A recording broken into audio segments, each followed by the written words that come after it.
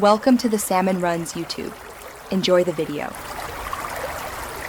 You begin by opening the Play menu and selecting Custom Match so you control every option.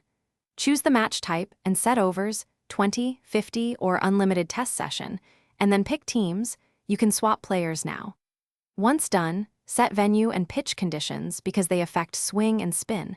Make sure to also select a weather preset so ball movement behaves as expected. These first steps lock core parameters before deeper customization.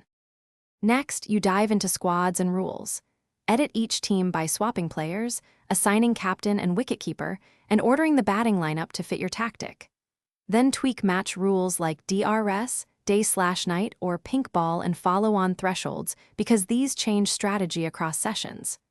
Once configured, set AI behavior, difficulty, aggression level, fielding error frequency, and bowling approach, so the computer opponent matches the challenge you want and produces real. Finally, preview lineups and conditions and save your match as a preset name so you can reuse it instantly.